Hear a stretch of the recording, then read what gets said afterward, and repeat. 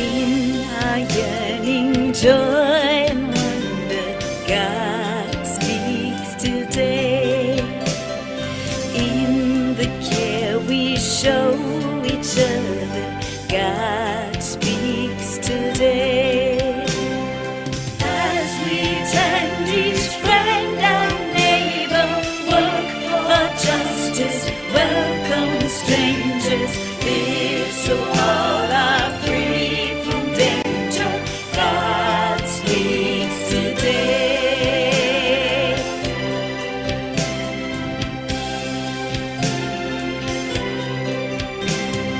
In the hope that keeps us burning, God speaks today. In the lessons we are learning, God speaks today. As we heal and make confession, nurture peace, reject oppression, share our prayers and share possessions, God speaks today.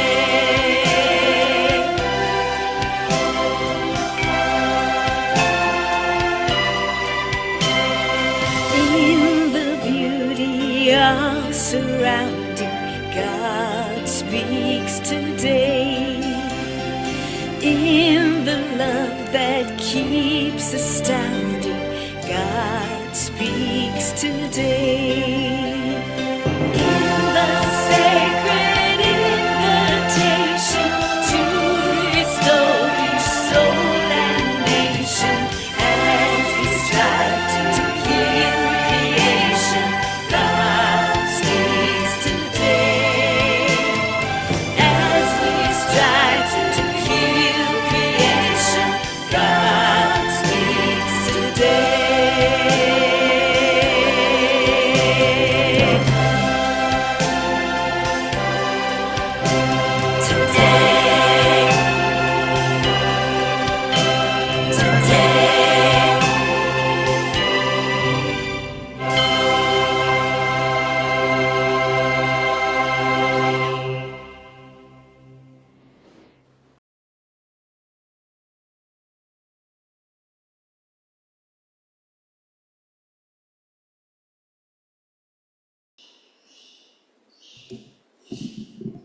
Good morning, everyone.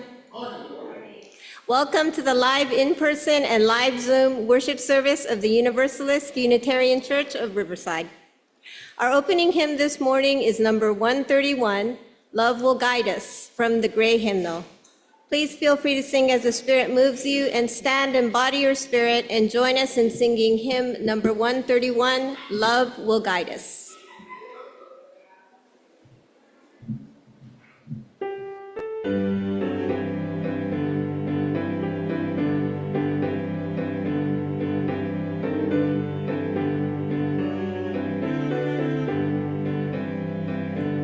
Love will guide us, peace has tried us, hope inside us will lead the way.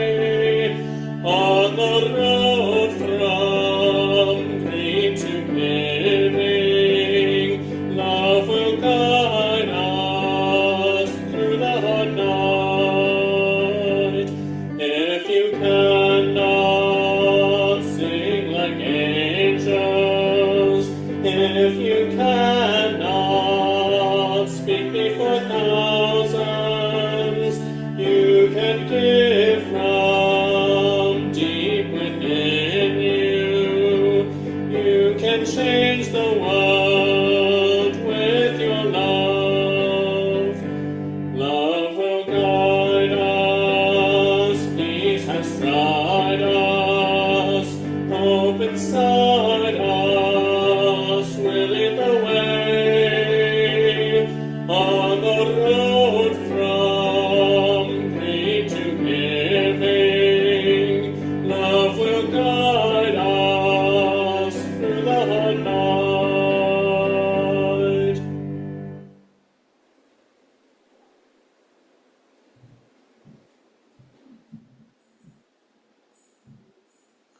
Thank you for joining us here in person, and thank you for joining us remotely by Zoom, where we will continue live streaming and posting these services on our YouTube channel for our virtual attendees. I'm Grace Preuss, a member of the Worship Committee, and I will be your worship associate today.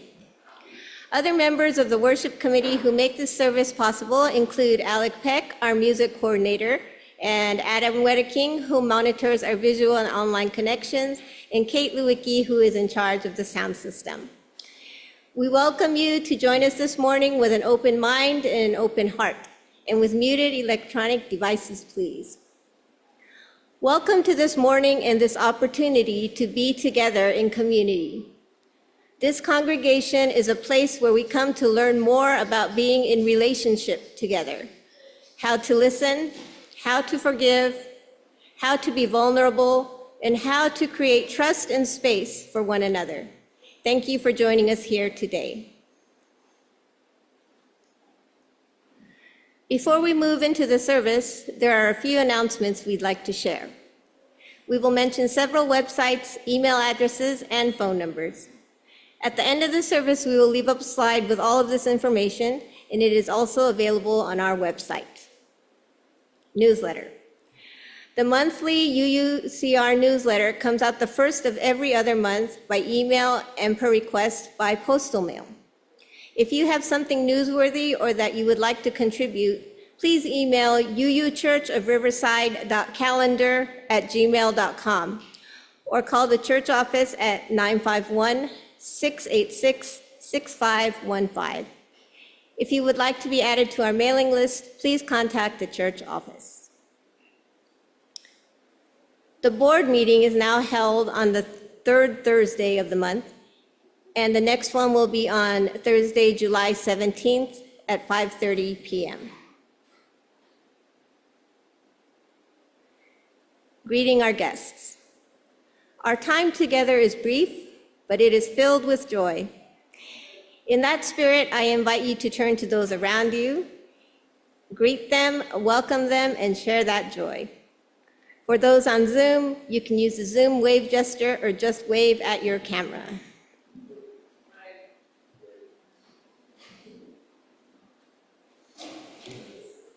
Hi, everyone. Welcome to all of our visitors today, and welcome back to all of our old friends. We would love to meet you during coffee hour in the parish hall after the service, where you can find our visitors book. Please leave your name before you leave so that we know you are here, and leave your contact information if you would like updates on church events. There will also be a short discussion after the service to share your reflections with us. For those online, the best way to get added to the mailing list is to email the church office at admin@uuchurchofriverside.org. And now I invite you to sit back and take a slow, deep breath as we move into the worship hour.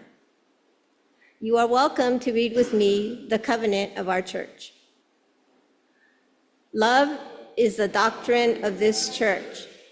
The quest of truth is its sacrament, and service is its prayer. To dwell together in peace, to seek knowledge in freedom, and to live in harmony with all the living creatures and plants of the earth. This do we affirm. Today's sermon, entitled Be Subject to One Another, was written by Kimberly DeBoo.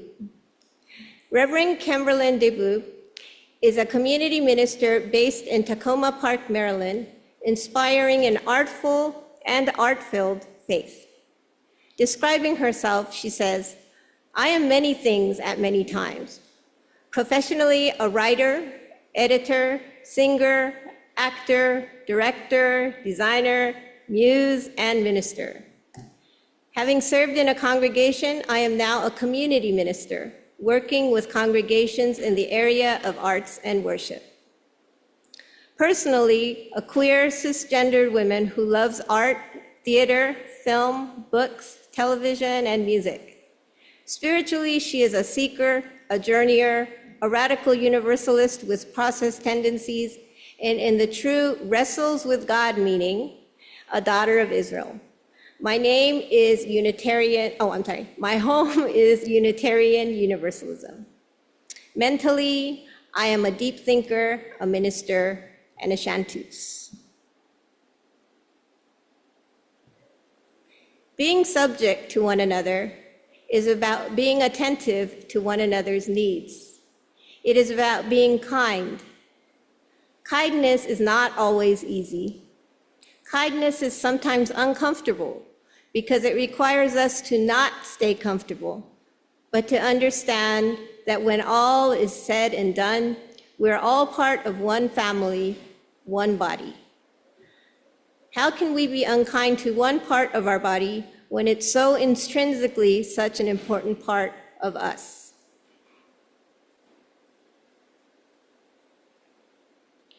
We have two lightings of sacred flames. The first is a remembrance candle for the indigenous peoples who continue to cry out for justice and self-determination. We remember that underneath us is the unceded land of several indigenous peoples, including the Cahuilla, the Luiseño, and the Cupeño. We light this sacred flame in their remembrance and in recognition of their ongoing struggle for freedom and dignity.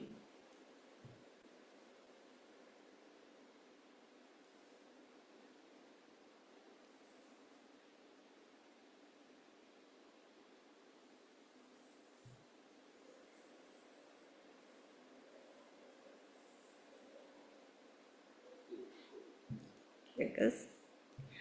Our second sacred flame is our own chalice, the symbol of our faith.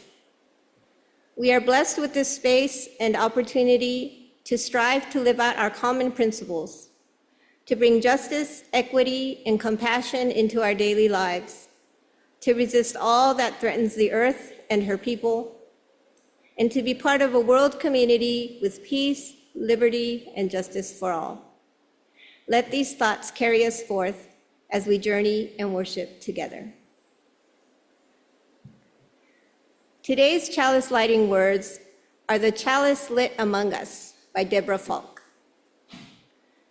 The chalice lit among us is a beacon of hope in a world in crisis, a beacon of possibility made manifest in community, a beacon of warmth through our interconnections, a beacon of light illuminating our shared wisdom, a beacon of connection by our being together.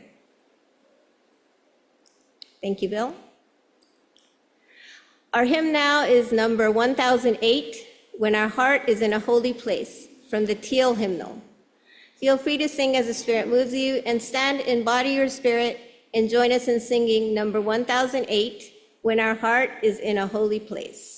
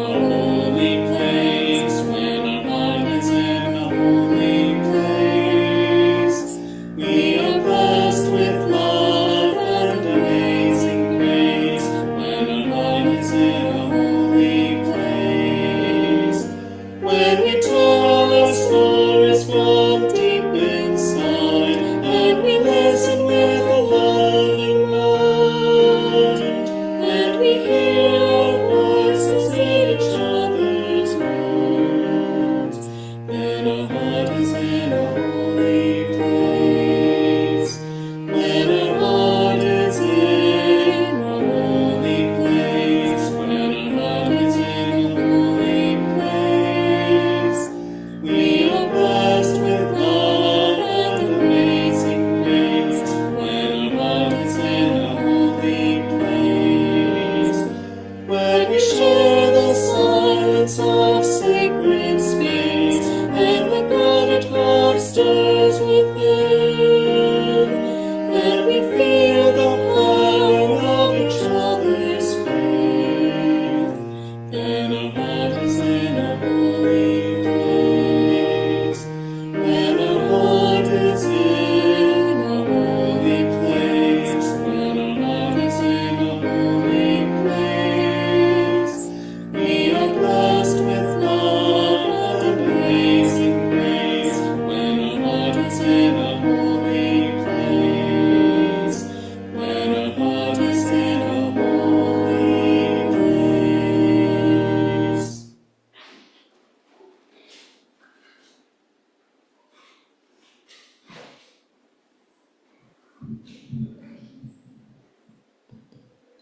Sharing our stewardship. This portion of our service is to support our beloved historical church. This can be accomplished in several ways. In addition to the weekly collection, you may send your checks to the church address, which is shown here. You may contribute by PayPal using the QR code, which is also shown here, as well as on the church website and in the newsletter.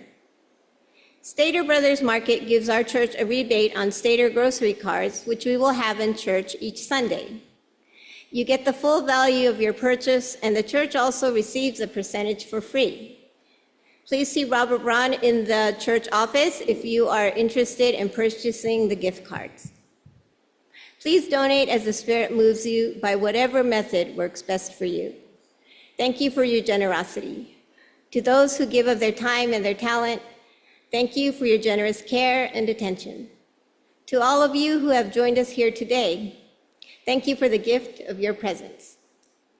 Will our ushers now please come forward to receive the collection? A tote bag will also be passed around to collect food and hygiene donations for our local community.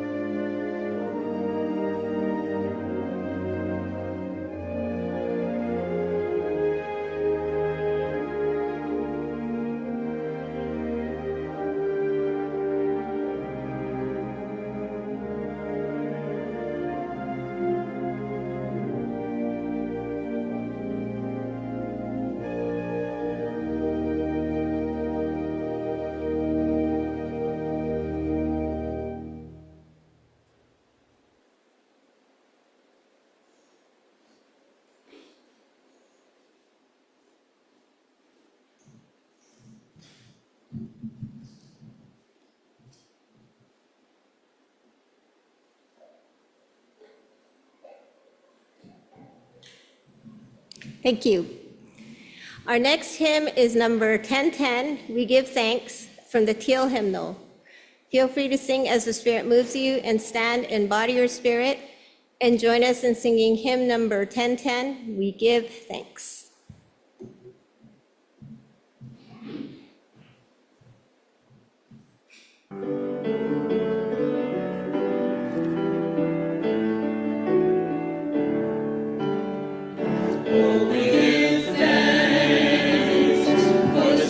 Share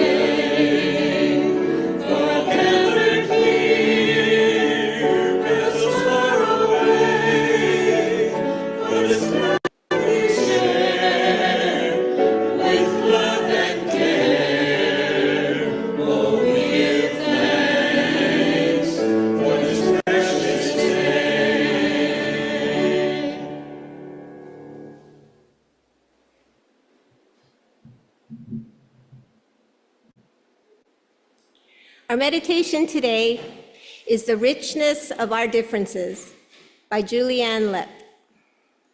We invite you to take a moment to sit back, relax, and if you wish, gently close your eyes.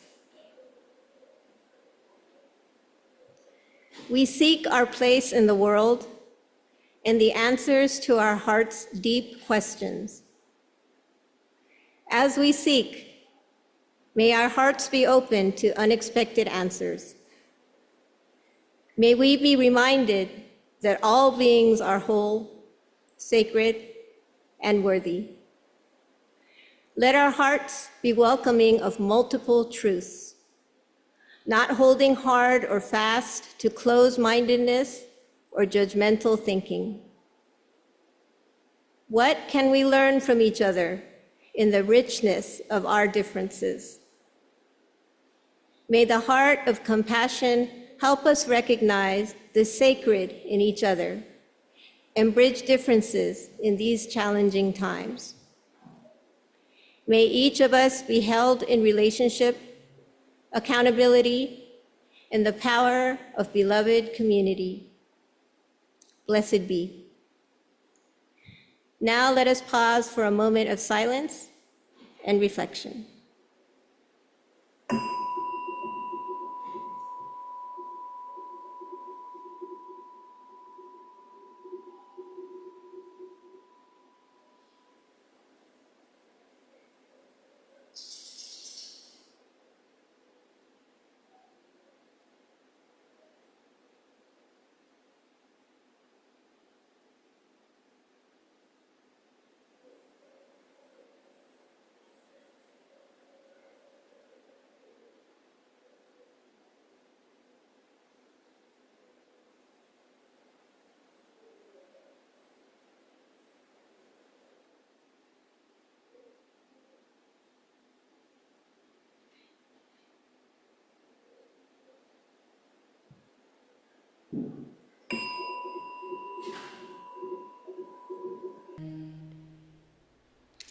And now I'd like to introduce Ren Mansour, reading the sermon, Be Subject to One Another, by Kimberly DeBoo.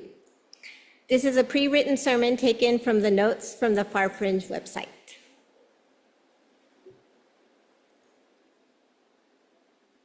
Thank you, Ren. Thank you, Grace.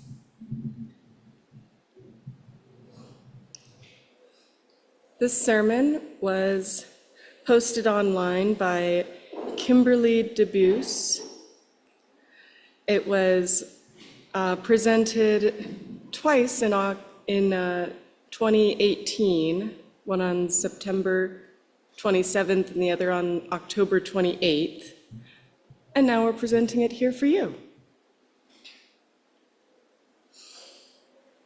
How many of you grew up watching Mr. Rogers' Neighborhood,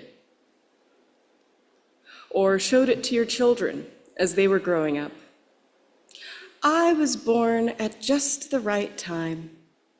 I was 4 when it appeared on WMHT, the PBS station in Albany, the perfect age for this unique show. And paired with Sesame Street, which came out at the same time, this little white girl from the northernmost of the Taconic Mountains suddenly was learning about towns and cities, counting and spelling, both in English and Spanish, what other people looked like, what it meant to use our imagination, and what it meant to be a neighbor. I was reminded of the powerful ministry this gentle Presbyterian minister from Pittsburgh conducted for decades when I watched the documentary, Won't You Be My Neighbor, on a flight to Lincoln, Nebraska this summer. And it struck me how important it was to hear these messages in the wake of the King assassination, in the midst of the Vietnam War, in the restlessness of the country, something a little kid knew nothing about except that things seemed wrong and some of my schoolmates' dads never came home. I don't think it's a mistake that this documentary and the upcoming film about Fred Rogers, starring Tom Hanks, is resonating so deeply right now. The lessons Mr. Rogers was teaching us, and is still teaching us, help ground us when we feel utterly ungrounded. They are there for the taking, reminders of what Unitarian minister Robert Fulghum reminded us that we learned in kindergarten: how to be kind, how to share, how to forgive, and how to take care of ourselves and each other. And we need these reminders. Too often, I fear, we get so caught up in the hustle and bustle and the anxieties of our lives that we forget to pay attention to others. We forget that while we are the lead characters in our own stories, we are but bit players and maybe just background extras in the stories of other people. So many times it seems other people try to upstage us with their ideas, opinions, and criticisms. Or worse, we upstage them as if we're more important or valued. It's no wonder Mr. Rogers' Neighborhood continues to be so important. The ministry of Rogers focused on teaching children and us how to live out the assertion that we have inherent worth and dignity just by being human, and how to treat ourselves and each other. And while I don't know this for a fact, I suspect the grounding for some of those lessons comes from a sometimes difficult but ultimately helpful text from the letter to the Ephesians. I say difficult because the writer uses the metaphor of a marriage to explain his point. And here's where that pesky "wives, be subject to your husbands" thing shows up. Yeah, I know. But what he's getting at, and states at the beginning and end of this passage, is simply this: be subject to one another.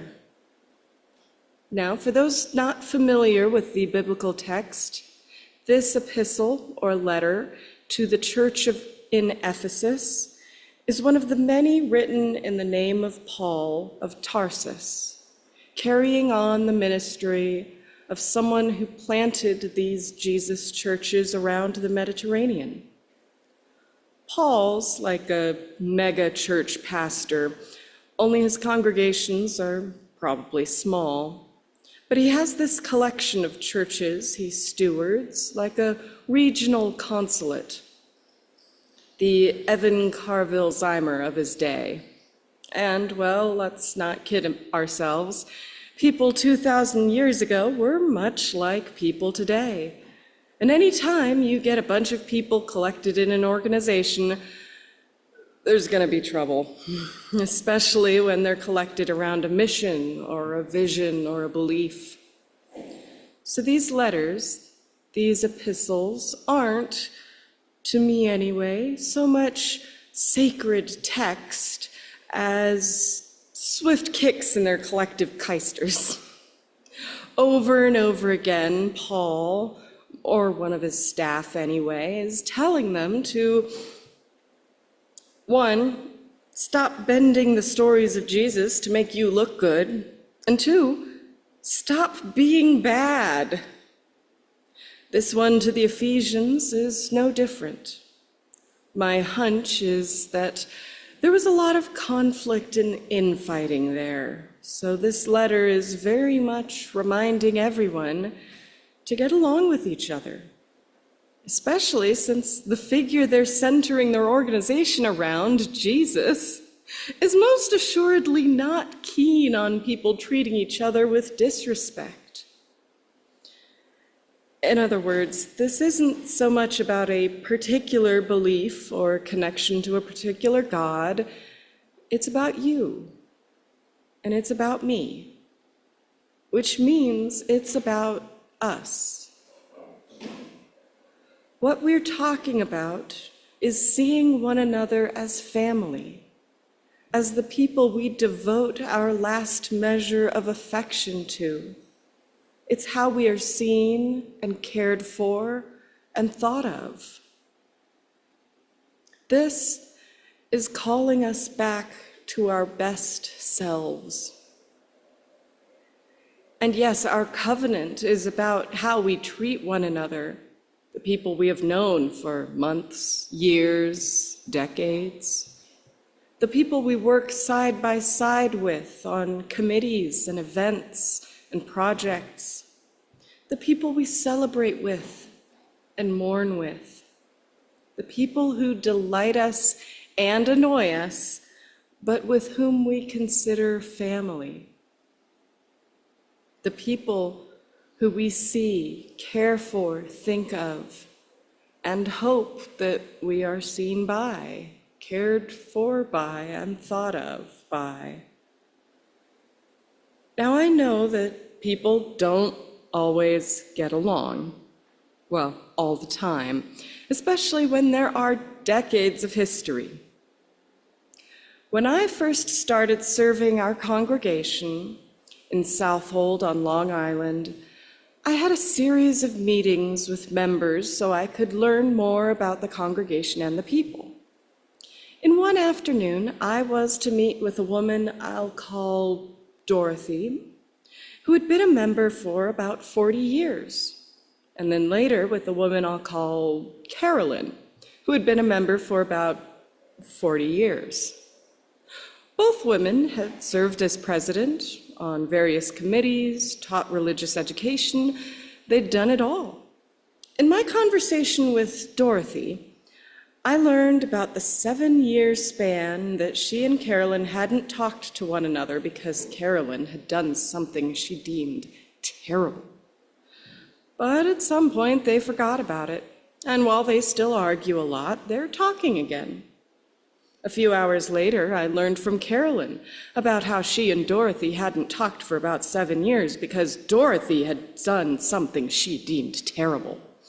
But at some point, they forgot about it. And while they still argue a lot, they're talking again. My point, and I do have one, is that many of you have similar stories. We sometimes speak without thinking because these people know me and I can say anything around them and it doesn't matter. But it does. And the way we treat each other and speak to each other can cause long-held grudges and hard rifts. We assume there's a level of trust, forgetting that trust needs to be constantly built and tended. I wonder if Caroline and Dorothy could have avoided the 7-year silence if they'd thought about how they were seeing each other, speaking to each other, and being subject to one another. Or if they'd realized what had happened and made an effort to call one another back into covenant. I wonder what happens when we do.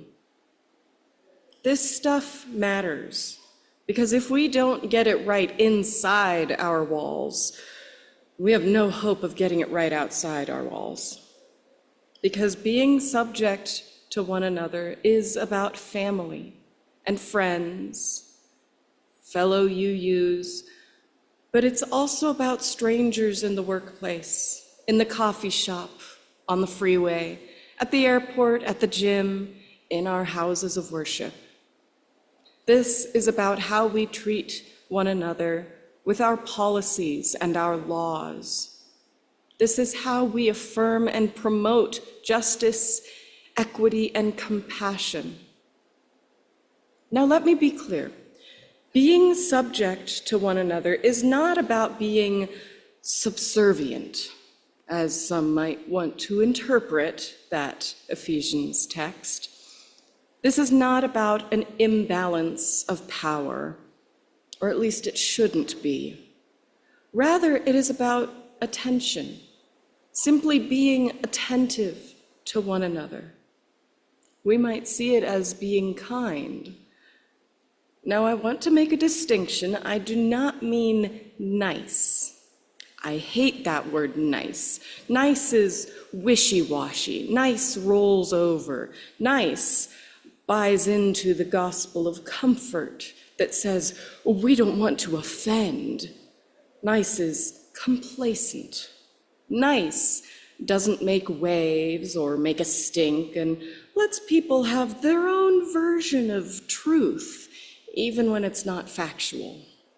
Nice doesn't want to bother anybody. Nice says comfort is more important than goodness, ease more valued than doing what's right. But we are, however, supposed to be kind. Kindness sees a need and offers to help. Kindness stands up for the person being bullied and then makes sure they're safe. Kindness disrupts lawlessness and incivility. Kindness goes out of its way. Kindness recycles. Kindness holds the door, builds a ramp, explains. Kindness knows its privilege and uses it to build justice. But that's just the start. Kindness is not easy. Kindness is sometimes uncomfortable because it requires us to not stay comfortable, to not stay nice and docile. Kindness doesn't sit still, and kindness acts in many big and small ways. Kindness calls elected representatives and writes letters and votes and makes sure other people can get to vote too, and goes to protest marches and makes sure everyone who wants to have a voice has one.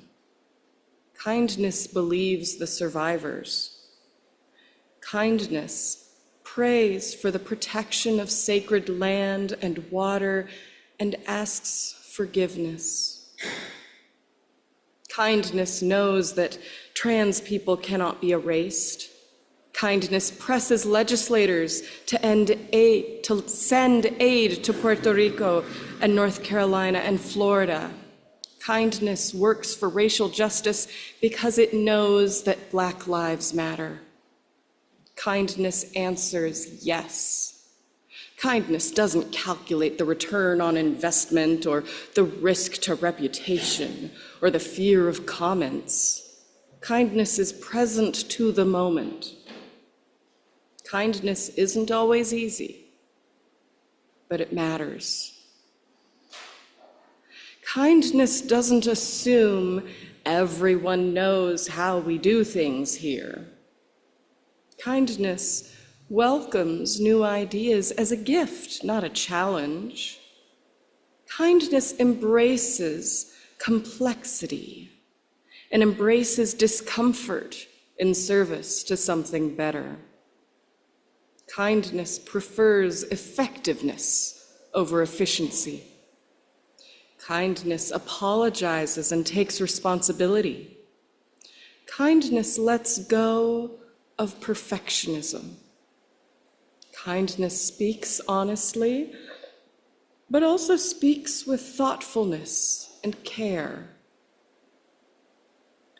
Imagine if we were thoughtful about how we communicate with one another. The image on the screen ahead reminds us to think, to consider what it is we are about to say. Is it thoughtful? Meaning, did we think before we spoke? Is it helpful? Does what you are about to say actually offer advice or information or just criticism? Is it inspiring? Does it give a boost or does it shame? Is it needed? Does it actually need to be said? Or would it just make you feel smarter or superior? And is it kind? Well, we have explored kind, which I think is the key. Kindness is how we live into covenant with one another, how we act as Fred Rogers taught us to act, how the writer of Ephesians wants us to act. You see, there's a reason the writer of Ephesians uses a marriage as his metaphor for being subject to one another. He's not just talking about affection for others, but understanding that when all is said and done, we are all part of one family, one body. How can we be unkind to one part of our body when it's so intrinsically a part of us? As gospel artist Hezekiah Walker sings in I Need You to Survive, I need you, you need me.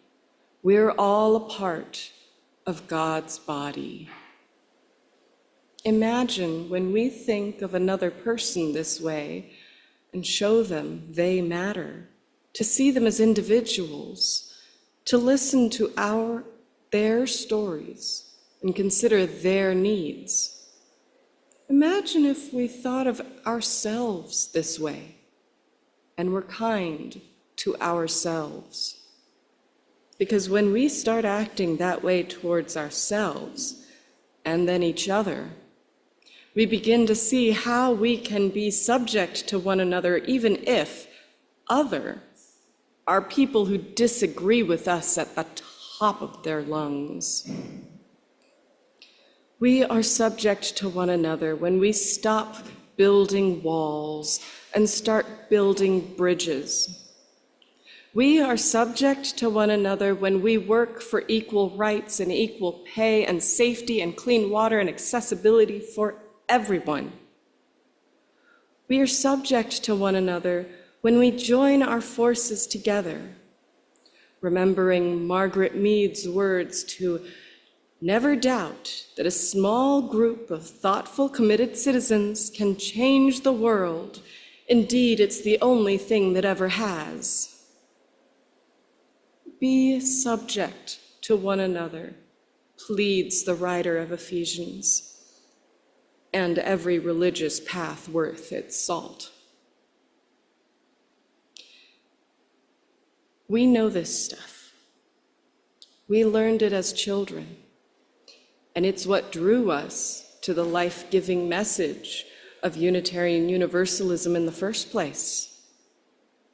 We just need to remember to notice each other's needs and seize the moment to act, to be willing to be uncomfortable in service to something greater than ourselves, to give of ourselves out of love and affection and compassion, to be truly kind to one another, to think before we speak, and we must speak with openness and generosity, to answer the call of our principles and our morals and ethics and our faith.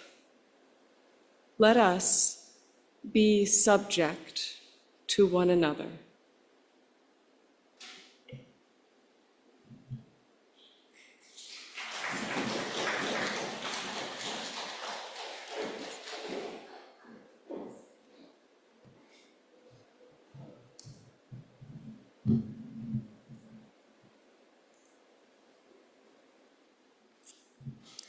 Our closing hymn now is number 1054, Let This Be a House of Peace, from the Teal Hymnal. Feel free to sing as the Spirit moves you, and stand and body your spirit, and join us in singing hymn number 1054, Let This Be a House of Peace.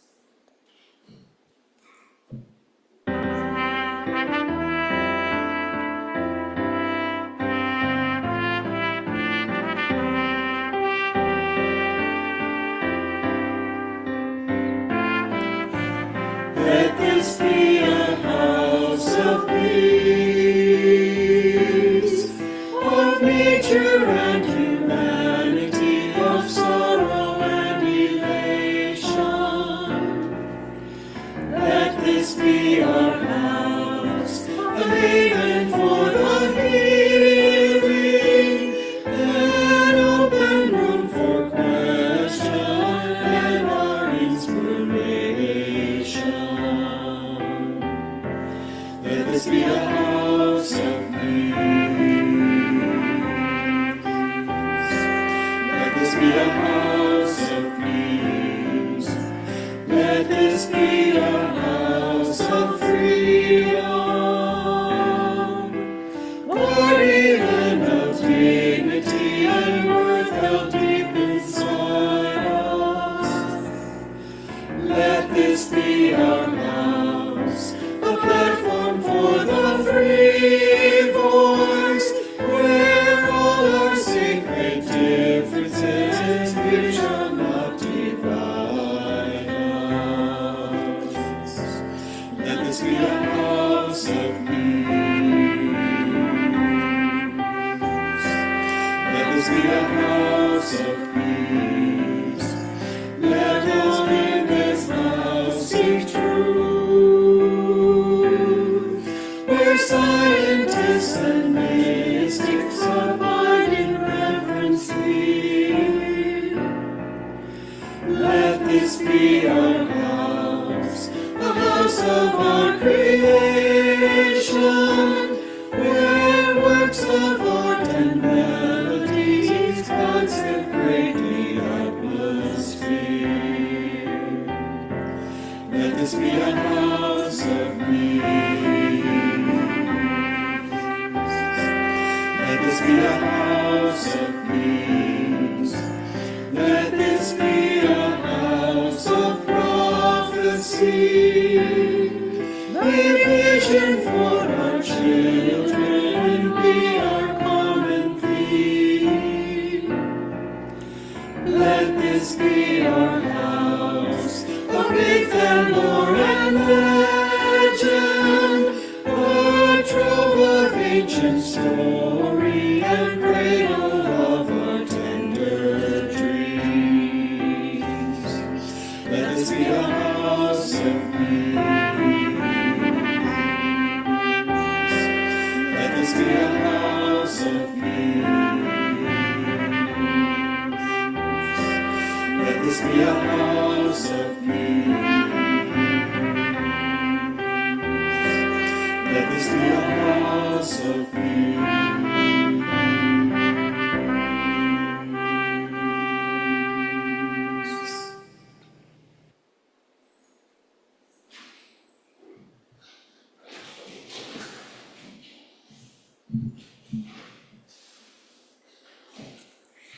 As we end our time together in spiritual community, may we depart this sacred space, knowing that blessings shall follow us all the days of our lives if we live in and return to right relationships, if we extend grace and forgiveness to ourselves and to others, if we behold mercy as a spiritual superpower, if we emanate the greater love that holds us close.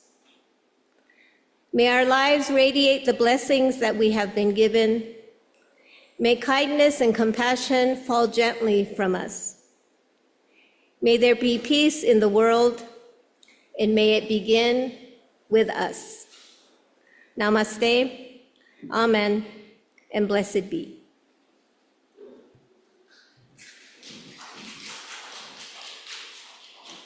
Thank you, Ren, for sharing your valuable time and delivering the reading for us this morning. It is sincerely appreciated, and we look forward to seeing you again.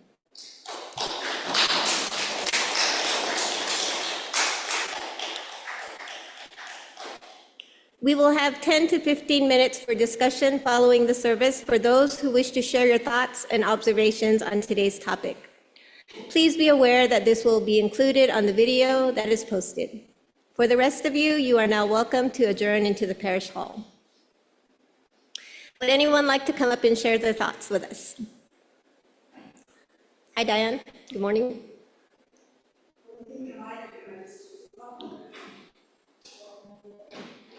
Okay, here's the deal. It's amazing how every time I come, I'm surprised by the messages, and they all say, oh. Okay, now I'm going to sing. No, I'm not. Okay. Something interesting in this Let This Be a House of Peace is something kind of a strange little story, and here it goes. I live in a home where it's cluttered and it has all sorts of weird stuff in it, and sometimes in my archaeological dig for looking for something, I find something else. Now, a long time ago, I was involved with teaching, and I've been pretty much dealing my own little challenges as life has gone along. But in my archaeological dig, I like to carry things.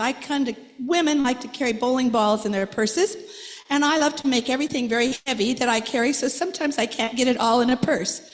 And in my archaeological dig, I found something I was given a long time ago. I don't even remember where, but it's got a little zipper in it and carries a lot of stuff. But the message on it is very relevant to now, especially from what we just heard with Let This Be a House of Peace. Because this little purse that I found that carries very heavy water bottles in it and all these survival things also carries something else on the front.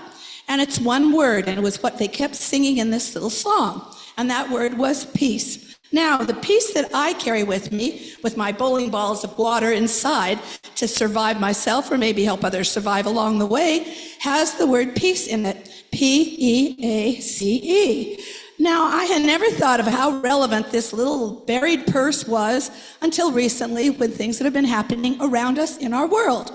And what the P-E-A-C-E stands for, remembering my background in teaching, well, what does P-E-A-C-E stand for in this little purse? And this little purse that I carry says, people embracing all cultures equally, P-E-A-C-E.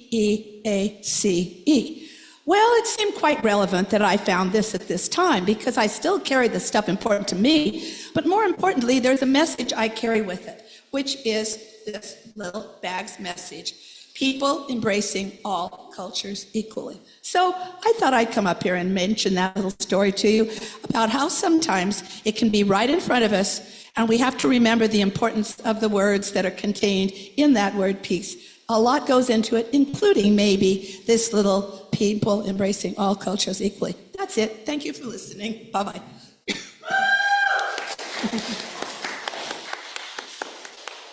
Bill?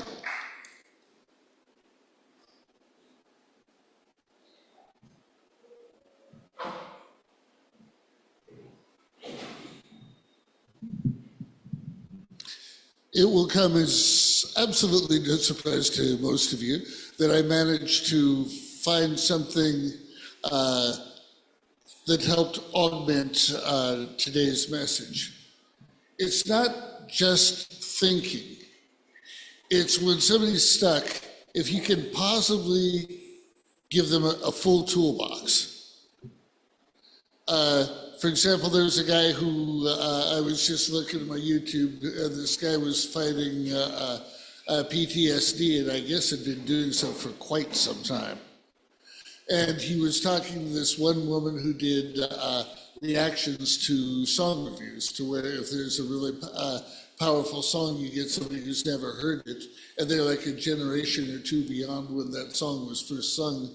So you have people who are sitting there looking at the lead singer to the Animals going, wow, my God, I didn't know a white boy could hit notes like that. Or people who had never encountered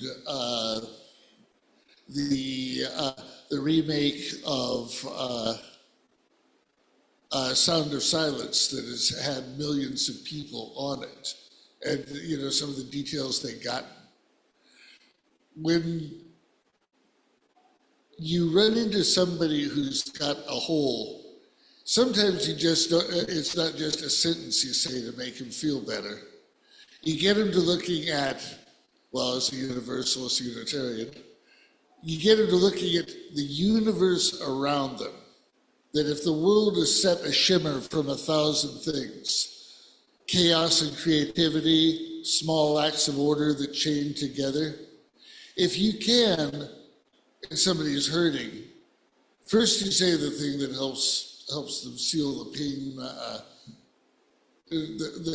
away, it helps them to function, grow, and get back up again. But whenever possible, you give them a whole bunch of little tools that you can that they can Lego together. Well, I just said Connects 4, but I'm older than those things. And when you have somebody with a full toolbox and a problem, it cuts down the sorrow quite a bit. Because they're just going, instead of going, oh God, I hurt. Oh God, I hurt. Is the world broken forever? They're going, what I need here is a number 4 and an Allen wrench. Humans with the tools in their hand and the joy and the knowledge to fit those things together are really pretty awesome.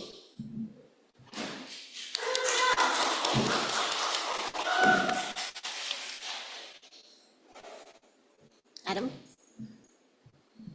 Yeah, I thought that service was really great. I really like this image we got here with the think before you speak.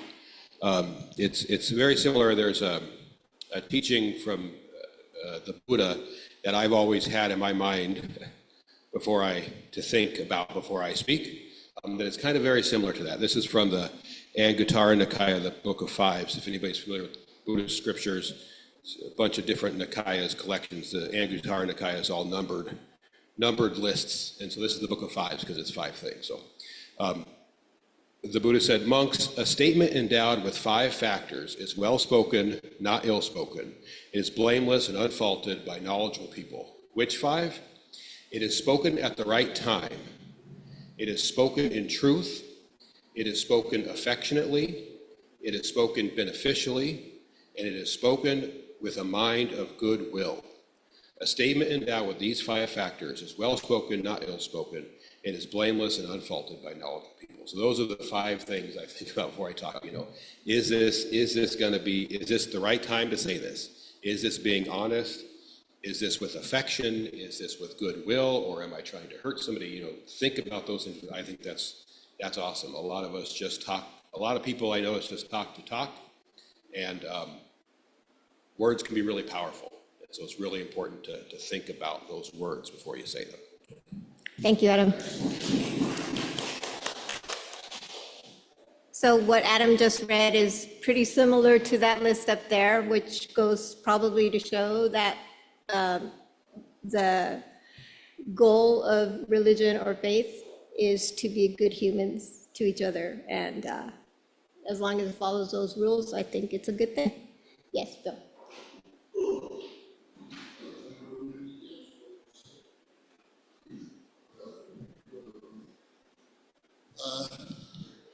A build off of what you just said as well is that there is something they call cognitive and behavioral science, where it comes to the good self-help.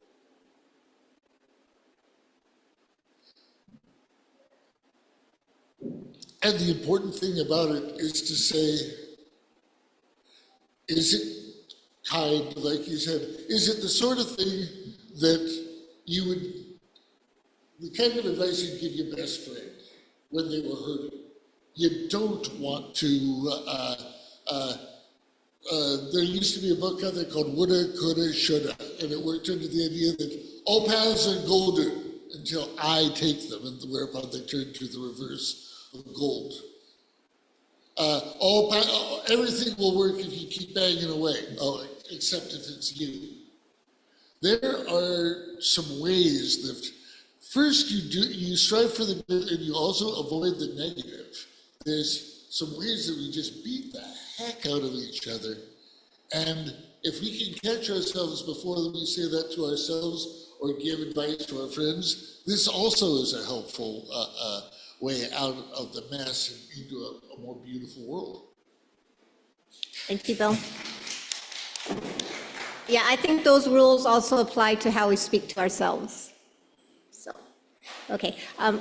Karina? So the thing that comes to mind for me is along this spectrum of nice to kind, where does compassion lie? Because that's the word that really speaks to me, and the rest of them kind of give me issues. Food for thought. probably another service. Okay, so I have a comment. So when I hear the word subjection, I sometimes get negative vibes, be subject to. Anybody else here have like ambiguous feelings about being subjective to someone, being in subject to? So, so I looked it up, and as Ren brought out in the reading, subjection is not necessarily a hierarchical thing. In the biblical sense, it is not passive. So subjection is not passive, or it's not forced on you. It involves actively choosing to align oneself with a higher authority and resisting opposing forces. So it doesn't mean that you're lowering yourself to someone else. It means that you are lifting each other up. So I thought that was a good point. Anyone else?